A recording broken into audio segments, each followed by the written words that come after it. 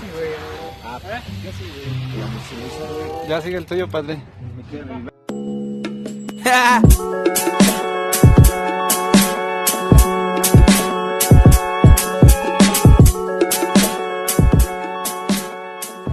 ¿Qué onda? Este es un pinche bike check para el canal del Pierce Pérez. Empezamos con un Bars, es un Bars 9, medida 9, BG, modelo El Sido, en cromo. Tenemos un par de puños primo. La neta, pues estos primos están chingones. Al cienas que ya están un poco desgastadones. De potencia tenemos una BG Top Load y pues está chingona. De telescopio headset es un BG Bikes, el solo, y pues está chido también, mano. De tijera tengo una RAD 4130 Chromoly y pues, la neta me ha salido chingona hasta ahorita. De más adelantera tengo una Primo, la N4FN, también está perra.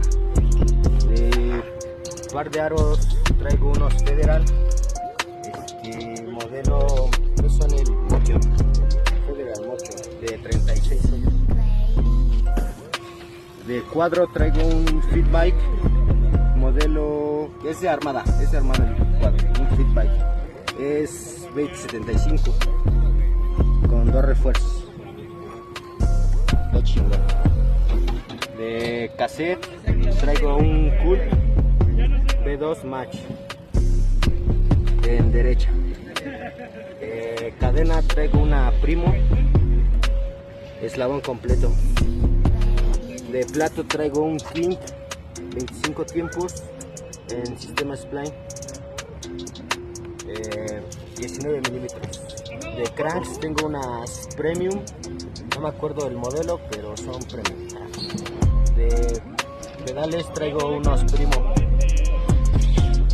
Y de centro 1000, un Odyssey de 19 milímetros.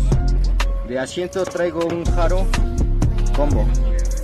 El par de llantas son unas Primo Signature Steve Churchill 245. Pues aquí los aros son, los rayos son genéricos. Pues eso sería todo, banda.